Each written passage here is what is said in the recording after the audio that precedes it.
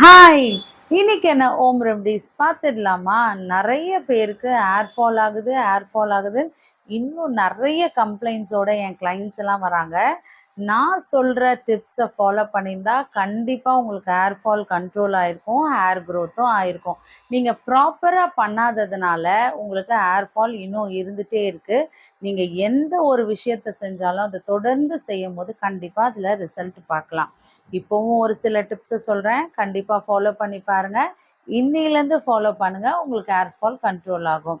நீங்க ஃபர்ஸ்ட் உங்களுக்கு ரொம்ப ஹேர் ஃபால் ஆகுது அப்படின்னு நெனச்சீங்கன்னா, உங்களுக்கு ஏதாவது ஹார்மோனல் இஷ்யூஸ் இருக்கான்னு பாருங்க.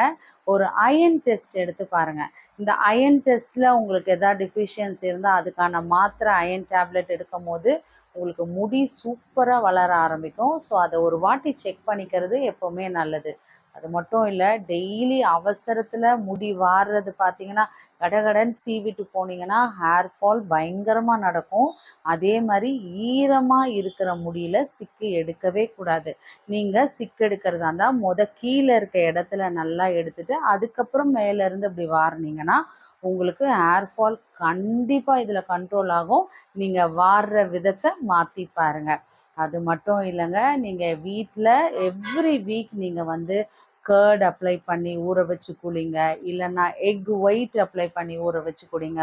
ஃப்ளாக்ஸ் சீட் அப்ளை பண்ணிங்கன்னா ஹேர் நல்லா கண்டிஷ்னிங்காக ஷைனிங் ஆகும். இல்லை ஸ்கேல்ப் ரொம்ப ட்ரையாக இருக்குது அப்படின்னு நினச்சிங்கன்னா ஆயிலை வச்சு நைட்டு வச்சுட்டு காலையில் வாஷ் பண்ணிடுங்க. ரெகுலராக ஆயில் வைக்கணும்னு எந்த அவசியமும் இல்லை முடி வளர்கிறதுக்கு.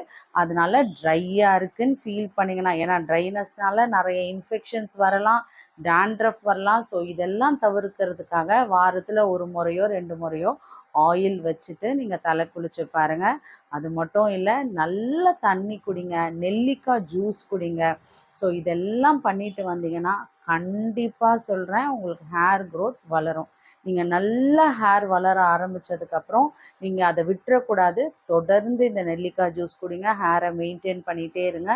சூப்பராக வளர ஆரம்பிக்கும். மறக்காம மாசத்துக்கு ஒரு முறை பார்லர் சர்வீஸ் எடுத்துக்கோங்க.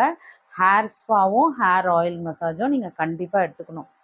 இது என்ன பண்ணுன்னா, உங்களுக்கு இன்னும் சூப்பரான ஹேர் க்ரோத், நல்ல மசாஜ் கொடுக்கும்போது ஹேரில் இருக்க அந்த ஃபாலிக்கல்ஸ் எல்லாம் நல்ல ஓப்பன் ஆகி உங்களுக்கு நல்ல ஹேர் க்ரோத்தை கொடுக்கும். ஹேரில் என்ன டேமேஜ் இருந்தாலும் இந்த ஹேர் ஸ்பா சரியாக்கிடும். ஸோ கண்டிப்பாக எவ்ரி மந்த் நீங்கள் போய் பார்லர் சர்வீஸ் எடுத்துக்கோங்க. இதெல்லாம் பண்ணிட்டு வாங்க. நான் சேலஞ்ச் பண்ணுறேன், உங்கள் ஹேர் ஃபால் கண்ட்ரோல் ஆகும், ஹேர் க்ரோத்தும் கண்டிப்பாக. இது உங்கள் ஃப்ரெண்ட்ஸ் அண்ட் ஃபேமிலிக்கு ஷேர் பண்ண மறந்துடாதீங்க. இந்த மாதிரி இன்ஃபர்மேஷன்ஸ்க்கு நம்ம சேனலை ஃபாலோ பண்ணவும் மறந்துடாதீங்க. இந்த மாதிரி ஒரு சூப்பரான ரெமடியோட நாளைக்கு உங்களை சந்திக்கிறேன். பாய்.